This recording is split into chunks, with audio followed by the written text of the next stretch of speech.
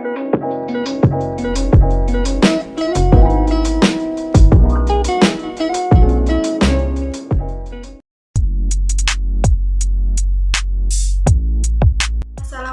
warahmatullahi wabarakatuh.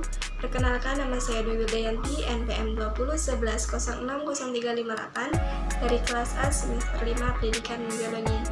Di sini saya akan mempresentasikan materi mengenai pengertian dan sejarah evolusi dengan dosen pengampu Ibu Aryani Dwi Kusemawardani, MPD. Apa itu evolusi? Evolusi merupakan kata yang berasal dari bahasa Latin yang artinya membuka gulungan atau membuka lapisan. Kemudian bahasa itu diserap menjadi bahasa Inggris evolution yang berarti perkembangan secara bertahap. Bagaimana sejarah evolusi? Menurut Aristoteles, sejarah evolusi yaitu semua bentuk kehidupan dapat disusun dalam suatu skala atau tangga dengan tingkat kerumitan yang semakin tinggi. Idenya ini dikenal sebagai skala alam atau scale of nature. Aristoteles berargumentasi bahwa setiap spesies mempunyai wujud yang unik. Sedangkan menurut Carolus Linnaeus, sejarah evolusi adalah pemikir pertama yang lebih jauh lagi mencoba untuk menggolongkan makhluk hidup. James Hutton pada tahun 1795, itu ahli geologi Skotlandia, menjelaskan sifat dan ciri geologis bumi dengan teori gradualisme atau secara bertahap yang menganggap bahwa perubahan mendalam dan nyata dari ciri dan sifat geologis bumi merupakan produktif kumulatif proses yang berlangsung lambat namun berlangsung terus-menerus. Thomas Malthus pada tahun 1766 sampai 1834 mempunyai tempat khusus dalam sejarah biologi.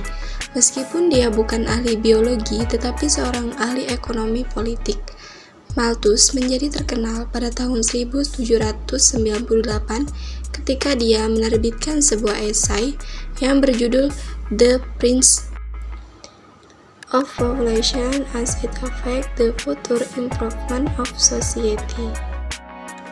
Jean-Baptiste de Lamarck atau teori dinamis yaitu ilmuwan pertama yang mengajukan suatu model komprehensif tentang terjadinya perubahan terhadap makhluk hidup seiring dengan waktu sebagai akibat dari pengaruh lingkungan adalah seorang naturalis dari Perancis yang bernama Jean B. Kemudian ada Charles Lyell atau teori uniformitarianisme atau keseragaman. Nah, teori Hutton tentang gradualisme selanjutnya dipadukan oleh Charles Lyell tahun 1797 sampai 1875 dalam suatu teori yang dikenal dengan nama uniformitarianisme. Kemudian ada Charles Darwin, yaitu teori evolusi atau seleksi alam. Darwin adalah seorang naturalis Inggris yang mengikuti eksplorasi kapal HMS Beagle untuk membuat peta pelabuhan dunia pada tahun 1831.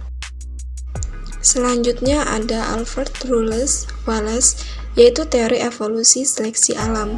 Wallace adalah seorang naturalis Inggris yang hidup semasa dengan Darwin.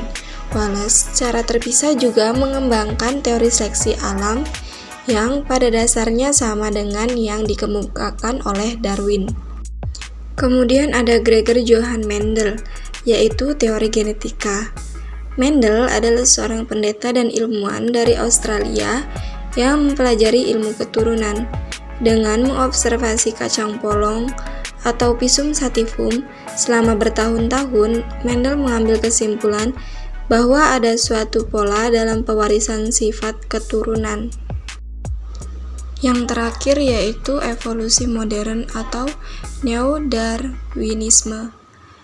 Itu sintesis evolusi modern mengacu pada satu set gagasan dari beberapa spesialis biologi yang bersama-sama membentuk suatu teori evolusi komprehensif yang diterima oleh mayoritas ahli biologi. Itulah tadi materi yang bisa saya sampaikan. Mohon maaf apabila ada kesalahan kata. Saya akhiri, wassalamualaikum warahmatullahi wabarakatuh.